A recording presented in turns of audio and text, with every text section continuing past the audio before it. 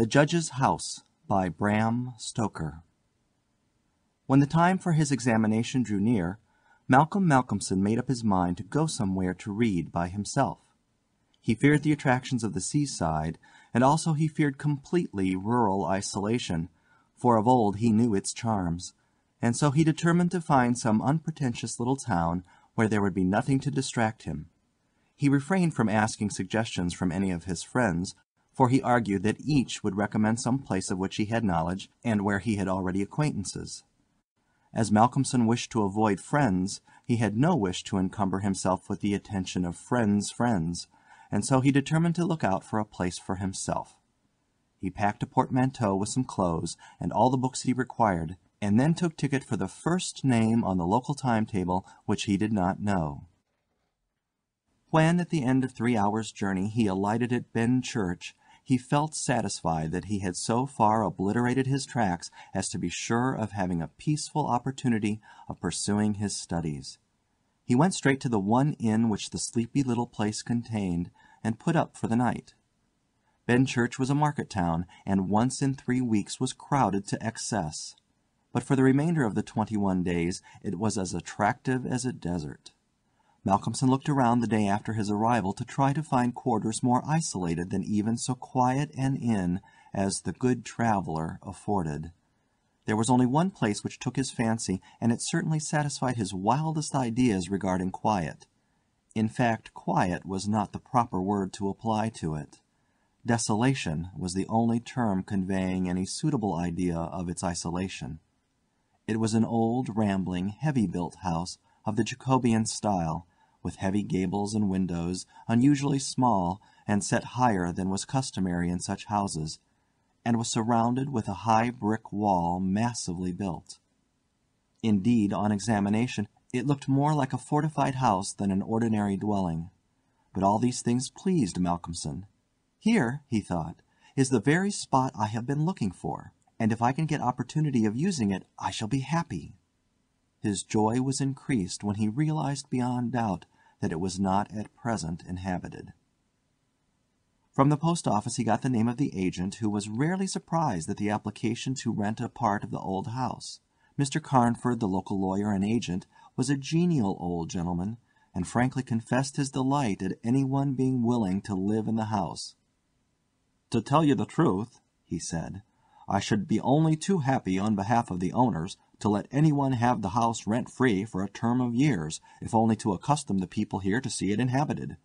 It has been so long empty that some kind of absurd prejudice has grown up about it, and this can be best put down by its occupation, if only," he added with a sly glance at Malcolmson, "by a scholar like yourself, who wants its quiet for a time." Malcolmson thought it needless to ask the agent about the absurd prejudice. He knew he would get more information, if he should require it, on that subject from other quarters. He paid his 3 months' rent, got a receipt, and the name of an old woman who would probably undertake to do for him, and came away with the keys in his pocket. He then went to the landlady of the inn, who was a cheerful and most kindly person, and asked her advice as to such stores and provisions as he would be likely to require. She threw up her hands in amazement when he told her where he was going to settle himself. "Not in the Judge's house!" she said, and grew pale as she spoke. He explained the locality of the house, saying that he did not know its name.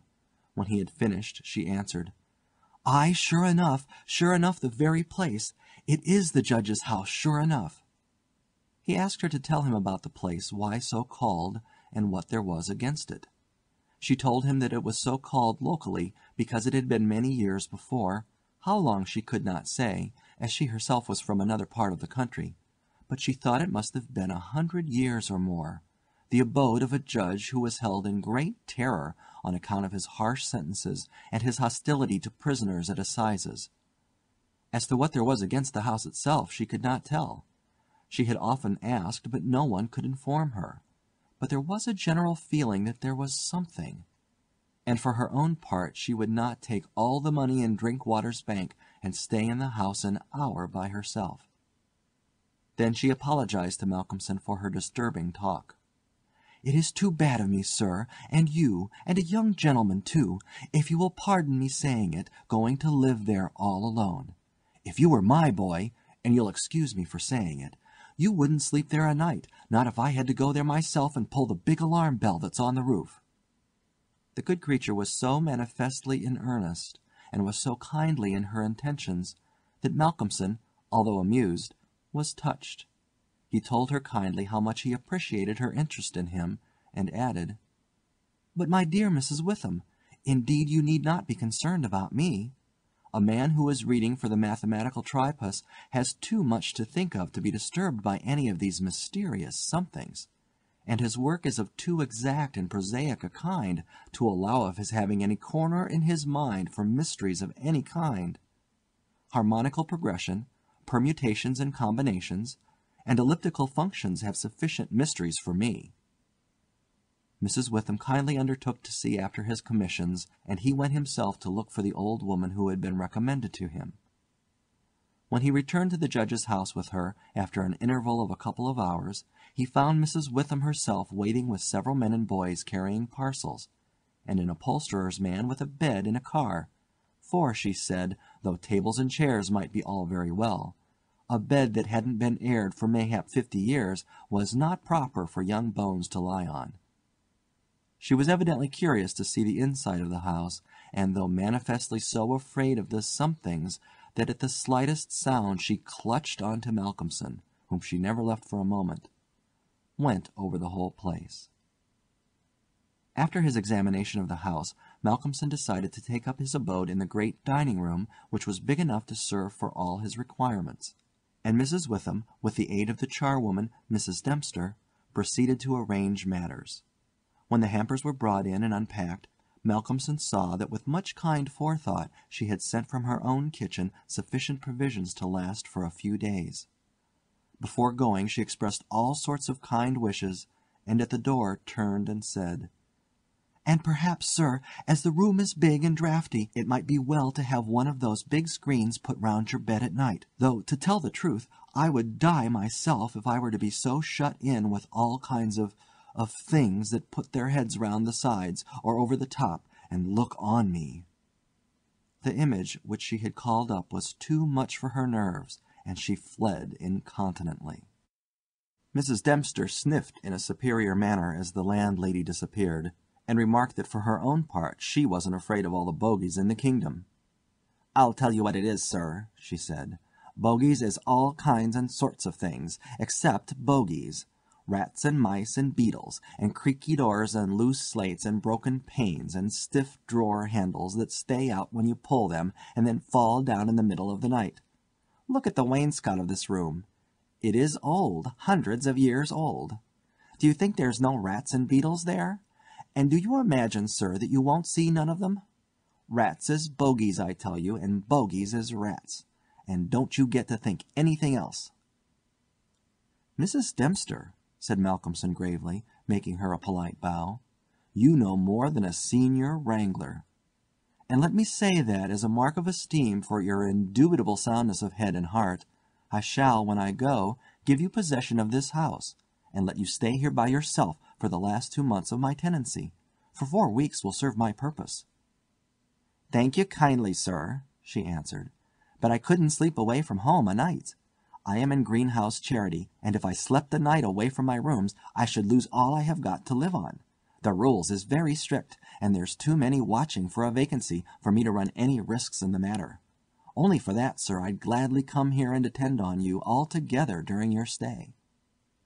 "My good woman," said Malcolmson hastily, "I have come here on purpose to obtain solitude, and believe me that I am grateful to the late Greenhow for having so organized his admirable charity, whatever it is, that I am perforce denied the opportunity of suffering from such a form of temptation.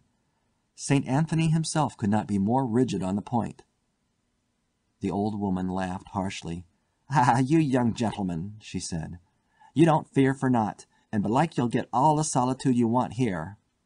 She set to work with her cleaning, and by nightfall, when Malcolmson returned from his walk, he always had one of his books to study as he walked, he found the room swept and tidied, a fire burning in the old hearth, the lamp lit, and the table spread for supper with Mrs. Witham's excellent fare.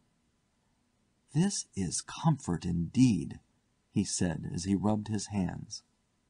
When he had finished his supper and lifted the tray to the other end of the great oak dining table, he got out his books again, put fresh wood on the fire, trimmed his lamp, and set himself down to a spell of real hard work.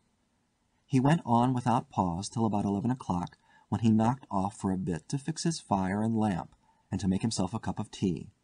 He had always been a tea drinker, and during his college life had sat late at work and taken tea late. The rest was a great luxury to him, and he enjoyed it with a sense of delicious, voluptuous ease.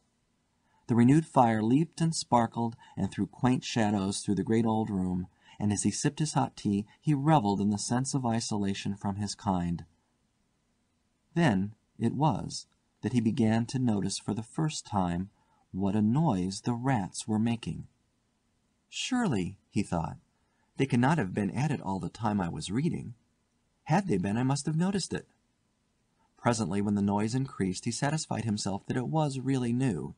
It was evident that at first the rats had been frightened at the presence of a stranger, and the light of the fire and lamp, but that as the time went on they had grown bolder, and were now disporting themselves as was their wont. How busy they were! And hark to the strange noises! Up and down behind the old wainscot, over the ceiling and under the floor they raced, and gnawed and scratched. Malcolmson smiled to himself as he recalled to mind the saying of Mrs. Dempster, "Bogies is rats, and rats is bogies." The tea began to have its effect of intellectual and nervous stimulus, and he saw with joy another long spell of work to be done before the night was past. And in the sense of security which it gave him, he allowed himself the luxury of a good look around the room. He took his lamp in one hand and went all around, wondering that so quaint and beautiful an old house had been so long neglected. The carving of the oak on the panels of the wainscot was fine, and on and round the doors and windows it was beautiful and of rare merit. There were some old pictures on the walls, but they were coated so thick with dust and dirt that he could not distinguish any detail of them, though he held his lamp as high as he could over his head. Here and there, as he went round, he saw some crack or hole blocked for a moment by the face of a rat with its bright eyes glittering in the light, but in an instant it was gone, and a squeak and a scamper followed. The thing that most struck him, however, was the rope of the great alarm bell on the roof, which hung down in a corner of the room on the right-hand side of the fireplace. He pulled up close to the hearth a great high-backed carved oak chair, and sat down to his last cup of tea. When this was done he made up the fire and went back to his work, sitting at the corner of the table, having the fire to his left. For a little while the rats disturbed him somewhat with their perpetual scampering, but he got accustomed to the noise as one does to the ticking of a clock or to the roar of moving water, and he became so immersed in his work that everything in the world, except the problem which he was trying to solve, passed away from him. He suddenly looked up. His problem was still unsolved, and there was in the air that sense of the hour before the dawn which is so dread to doubtful life. The noise of the rats had ceased. Indeed, it seemed to him that it must have ceased but lately, and that it was the sudden cessation which had disturbed him. The fire had fallen low, but still it threw out a deep red glow. As he looked he started in spite of his sang-froid.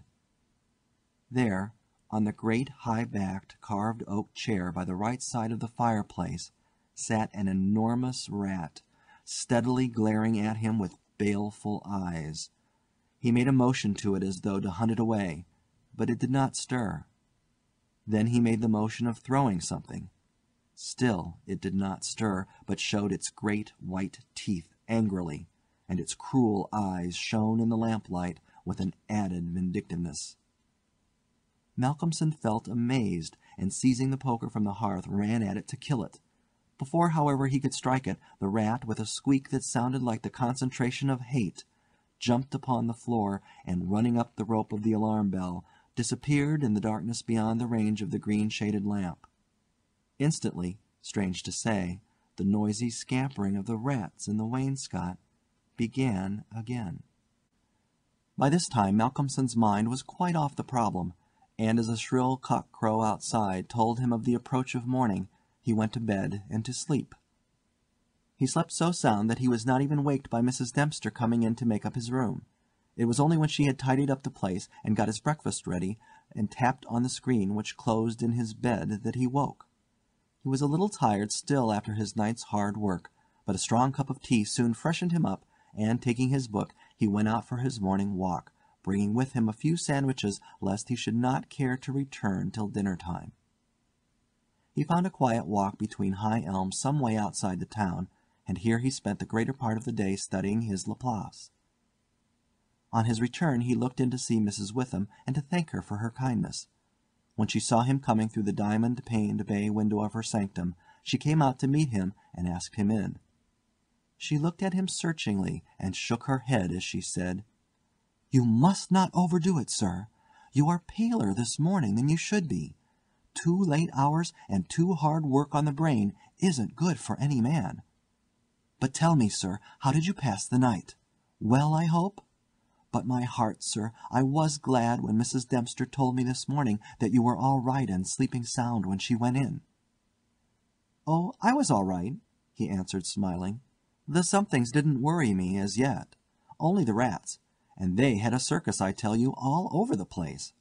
There was one wicked-looking old devil that sat up on my own chair by the fire and wouldn't go till I took the poker to him, and then he ran up the rope of the alarm bell and got to somewhere up the wall or the ceiling. I couldn't see where, it was so dark." "Mercy on us!" said Mrs. Witham. "An old devil, and sitting on a chair by the fireside! Take care, sir, take care. There's many a true word spoken in jest." "How do you mean? 'Pon my word, I don't understand." "An old devil, the old devil, perhaps. There, sir, you needn't laugh," for Malcolmson had broken into a hearty peal.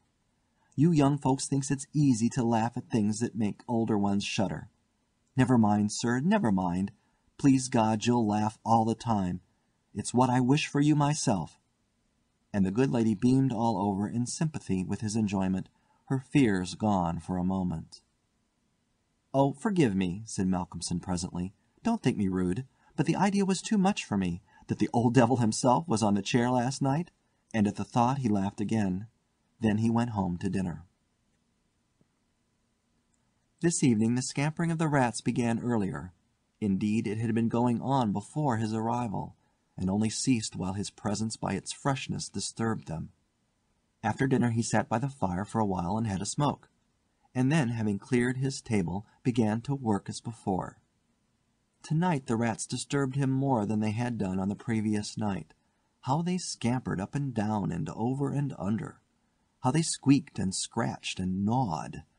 How they, getting bolder by degrees, came to the mouths of their holes, and to the chinks and cracks and crannies in the wainscoting, till their eyes shone like tiny lamps as the firelight rose and fell. But to him, now doubtless accustomed to them, their eyes were not wicked. Only their playfulness touched him. Sometimes the boldest of them made sallies out on the floor or along the mouldings of the wainscot. Now and again, as they disturbed him, Malcolmson made a sound to frighten them, smiting the table with his hand, or giving a fierce "sh! sh!" so that they fled straightway to their holes. And so the early part of the night wore on, and despite the noise Malcolmson got more and more immersed in his work. All at once he stopped, as on the previous night, being overcome by a sudden sense of silence. There was not the faintest sound of gnaw, or scratch, or squeak. The silence was as of the grave. He remembered the odd occurrence of the previous night, and instinctively he looked at the chair standing close by the fireside, and then a very odd sensation thrilled through him. There, on the great old high-backed carved oak chair beside the fireplace, sat the same enormous rat, steadily glaring at him with baleful eyes. Instinctively he took the nearest thing to his hand, a book of logarithms, and flung it at it. The book was badly aimed, and the rat did not stir. So again the poker performance of the previous night was repeated, and again the rat, being closely pursued, fled up the rope of the alarm bell. Strangely, too, the departure of this rat was instantly followed by the renewal of the noise made by the general rat community. On this occasion, as on the previous one, Malcolmson could not see at what part of the room the rat disappeared, for the green shade of his lamp left the upper part of the room in darkness, and the fire had burned low. On looking at his watch he found it was close on midnight, and, not sorry for the divertissement, he made up his fire and made himself his nightly pot of tea. He had got through a good spell of work, and thought himself entitled to a cigarette, and so he sat on the great oak chair before the fire and enjoyed it. Whilst smoking, he began to think that he would like to know where the rat disappeared to, for he had certain ideas for the morrow not entirely disconnected with a rat trap. Accordingly he lit another lamp and placed it so that it would shine well into the right-hand corner of the wall by the fireplace. Then he got all the books he had with him and placed them handy to throw at the vermin. Finally he lifted the rope of the alarm bell and placed the end of it on the table, fixing the extreme end under the lamp. As he handled it he could not help noticing how pliable it was, especially for so strong a rope, and one not in use. You could hang a man with it, he thought to himself. When his preparations were made, he looked around and said complacently, "There now, my friend, I think we shall learn something of you this time." He began his work again, and though as before somewhat disturbed at first by the noise of the rats, soon lost himself in his propositions and problems. Again he was called to his immediate surroundings suddenly. This time it might not have been the sudden silence only which took his attention. There was a slight movement of the rope, and the lamp moved. Without stirring, he looked to see if his pile of books was within range, and then cast his eye along the rope. As he looked he saw the great rat drop from the rope on the oak armchair and sit there glaring at him. He raised the book in his right hand, and taking careful aim, flung it at the rat. The latter, with a quick movement, sprang aside and dodged the missile. He then took another book, and a third, and flung them one after another at the rat, but each time unsuccessfully. At last, as he stood with a book poised in his hand to throw, the rat squeaked and seemed afraid. This made Malcolmson more than ever eager to strike, and the book flew and struck the rat a resounding blow. And it gave a terrified squeak, and turning on his pursuer a look of terrible malevolence, sprang up the chair back and made a great jump to the rope of the alarm bell, and ran up it like lightning. The lamp rocked under the sudden strain, but it was a heavy one and did not topple over. Malcolmson kept his eyes on the rat, and saw it by the light of the second lamp leap to a moulding of the wainscot and disappear through a hole in one of the great pictures which hung on the wall, obscured and invisible through its coating of dirt and dust. "I shall look up my friend's habitation in the morning," said the student, as he went over to collect his books. "The third picture from the fireplace I shall not forget." He picked up the books one by one, commenting on them as he lifted them. Conic sections he does not mind, nor cycloidal oscillations, nor the Principia, nor quaternions, nor thermodynamics. Now for the book that fetched him. Malcolmson took it up and looked at it. As he did so he started, and a sudden pallor overspread his face. He looked round uneasily and shivered slightly as he murmured to himself, "The Bible my mother gave me. What an odd coincidence."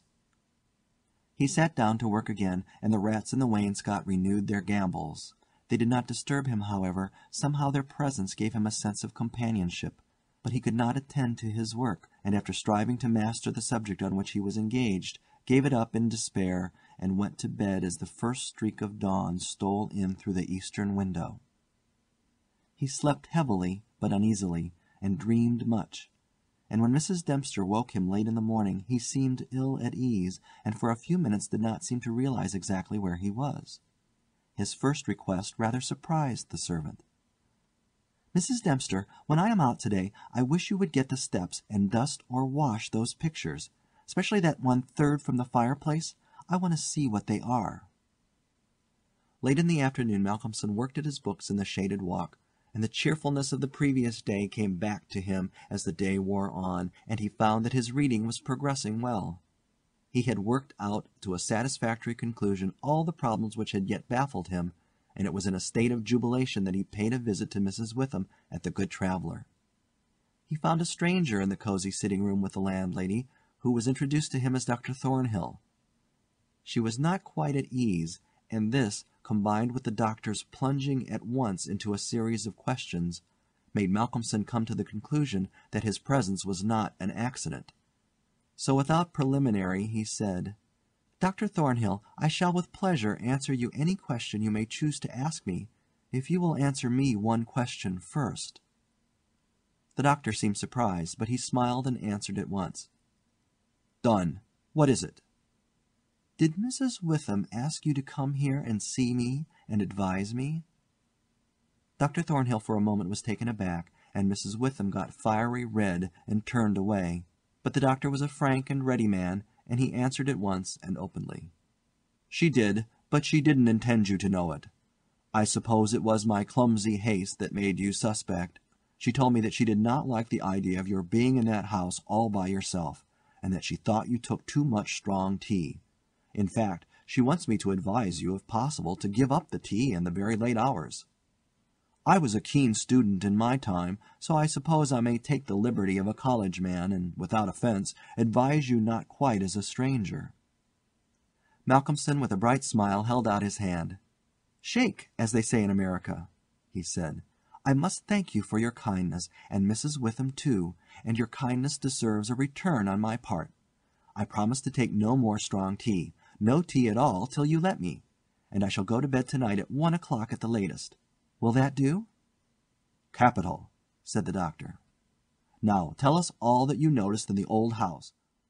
And so Malcolmson then and there told in minute detail all that had happened in the last 2 nights.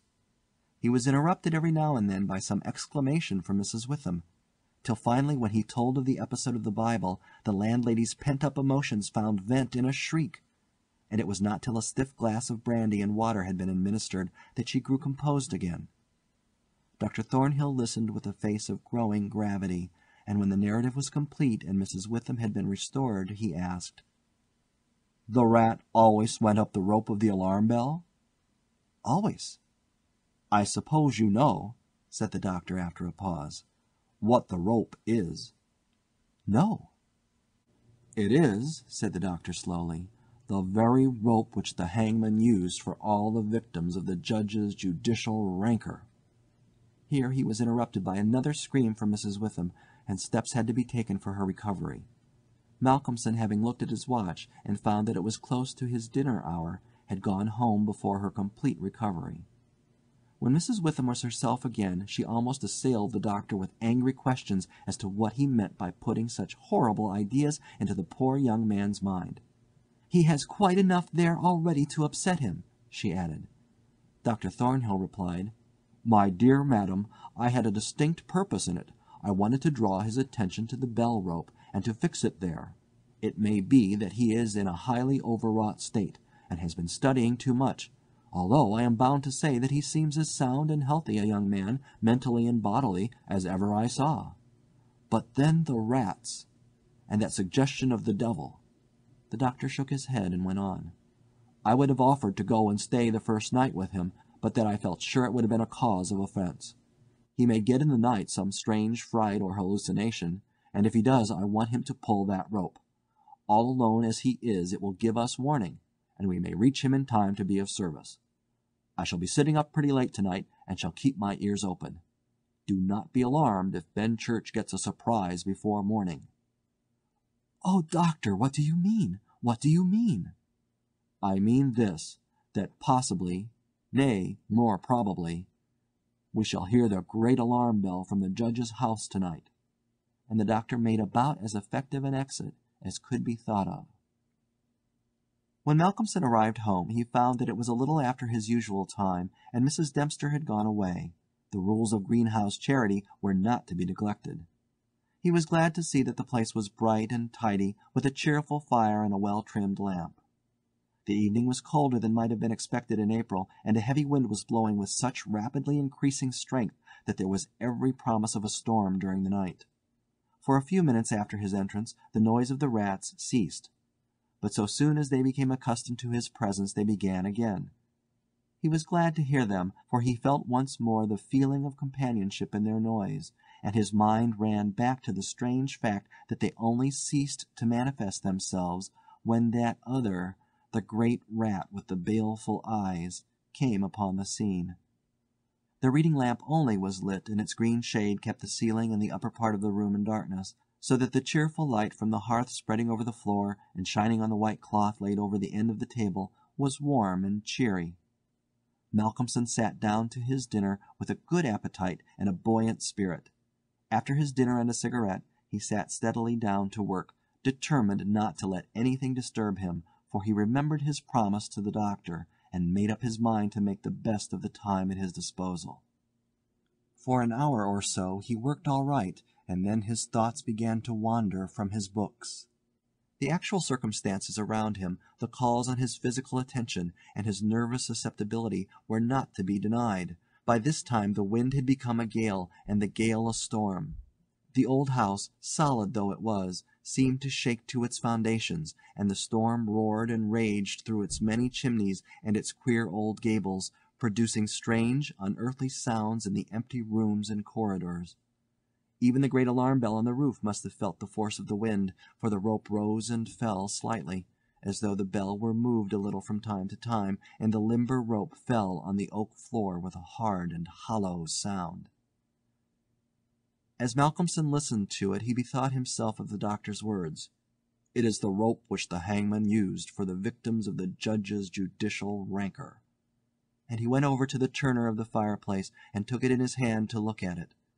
There seemed a sort of deadly interest in it, and as he stood there he lost himself for a moment in speculation as to who these victims were, and the grim wish of the judge to have such a ghastly relic ever under his eyes. As he stood there, the swaying of the bell on the roof still lifted the rope now and again, but presently there came a new sensation, a sort of tremor in the rope, as though something was moving along it. Looking up instinctively, Malcolmson saw the great rat coming slowly down towards him, glaring at him steadily. He dropped the rope and started back with a muttered curse, and the rat turning ran up the rope again and disappeared, and at the same instant Malcolmson became conscious that the noise of the rats, which had ceased for a while, began again. All this set him thinking, and it occurred to him that he had not investigated the lair of the rat or looked at the pictures as he had intended. He lit the other lamp without the shade, and, holding it up, went and stood opposite the third picture from the fireplace on the right-hand side where he had seen the rat disappear on the previous night. At the first glance he started back so suddenly that he almost dropped the lamp, and a deadly pallor overspread his face. His knees shook, and heavy drops of sweat came on his forehead, and he trembled like an aspen. But he was young and plucky, and pulled himself together, and after the pause of a few seconds stepped forward again, raised the lamp, and examined the picture which had been dusted and washed, and now stood out clearly. It was of a judge, dressed in his robes of scarlet and ermine. His face was strong and merciless, evil, crafty, and vindictive, with a sensual mouth, hooked nose of ruddy color, and shaped like the beak of a bird of prey. The rest of the face was of a cadaverous color. The eyes were of peculiar brilliance, and with a terribly malignant expression. As he looked at them, Malcolmson grew cold, for he saw there the very counterpart of the eyes of the great rat. The lamp almost fell from his hand. He saw the rat with its baleful eyes peering out through the hole in the corner of the picture, and noted the sudden cessation of the noise of the other rats. However, he pulled himself together and went on with his examination of the picture. The judge was seated in a great high-backed carved oak chair on the right side of a great stone fireplace where, in the corner, a rope hung down from the ceiling, its end lying coiled on the floor.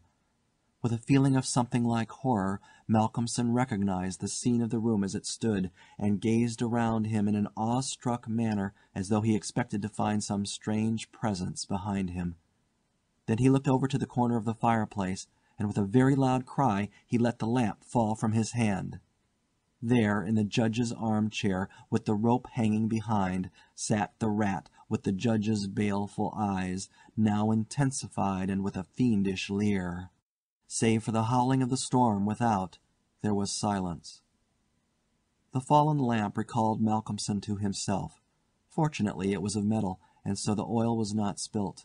However, the practical need of attending to it settled at once his nervous apprehensions. When he had turned it out, He wiped his brow and thought for a moment. "This will not do," he said to himself. "If I go on like this, I shall become a crazy fool. This must stop. I promised the doctor I would not take tea. Faith, he was pretty right. My nerves must have been getting into a queer state. Funny I did not notice it. I never felt better in my life. However, it is all right now, and I shall not be such a fool again." Then he mixed himself a good stiff glass of brandy and water, and resolutely sat down to his work. It was nearly an hour when he looked up from his book, disturbed by the sudden stillness. Without, the wind howled and roared louder than ever, and the rain drove in sheets against the windows, beating like hail on the glass. But within there was no sound whatever, save the echo of the wind as it roared in the great chimney, and now and then a hiss as a few raindrops found their way down the chimney in a lull of the storm. The fire had fallen low and had ceased to flame, though it threw out a red glow. Malcolmson listened attentively, and presently heard a thin, squeaking noise, very faint. It came from the corner of the room where the rope hung down, and he thought it was the creaking of the rope on the floor as the swaying of the bell raised and lowered it. Looking up, however, he saw in the dim light the great rat clinging to the rope and gnawing it. The rope was already nearly gnawed through. He could see the lighter color where the strands were laid bare. As he looked, the job was completed, and the severed end of the rope fell clattering on the oaken floor, whilst for an instant the great rat remained like a knob or tassel at the end of the rope, which now began to sway to and fro. Malcolmson felt for a moment another pang of terror as he thought that now the possibility of calling the outer world to his assistance was cut off. But an intense anger took its place, and seizing the book he was reading, he hurled it at the rat. The blow was well aimed, but before the missile could reach him the rat dropped off and struck the floor with a soft thud. Malcolmson instantly rushed over towards him, but it darted away and disappeared in the darkness of the shadows of the room. Malcolmson felt that his work was over for the night, and determined then and there to vary the monotony of the proceedings by a hunt for the rat, and took off the green shade of the lamp so as to ensure a wider spreading light. As he did so, the gloom of the upper part of the room was relieved, and in the new flood of light, great by comparison with the previous darkness, the pictures on the wall stood out boldly. From where he stood, Malcolmson saw right opposite to him the third picture on the wall from the right of the fireplace. He rubbed his eyes in surprise, and then a great fear began to come upon him. In the center of the picture was a great irregular patch of brown canvas, as fresh as when it was stretched on the frame. The background was as before, with chair and chimney corner and rope, but the figure of the judge had disappeared. Malcolmson, almost in a chill of horror, turned slowly round, and then he began to shake and tremble like a man in a palsy. His strength seemed to have left him, and he was incapable of action or movement, hardly even of thought. He could only see and hear. There, on the great high-backed carved oak chair, sat the judge in his robes of scarlet and ermine, with his baleful eyes glaring vindictively, and a smile of triumph on the resolute, cruel mouth, as he lifted with his hands a black cap. Malcolmson felt as if the blood was running from his heart, as one does in moments of prolonged suspense. There was a singing in his ears. Without, he could hear the roar and howl of the tempest, and through it, swept on the storm, came the striking of midnight by the great chimes in the market-place.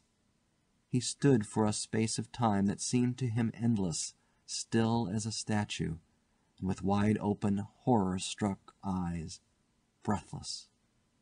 As the clock struck, so the smile of triumph on the judge's face intensified, and at the last stroke of midnight he placed the black cap on his head.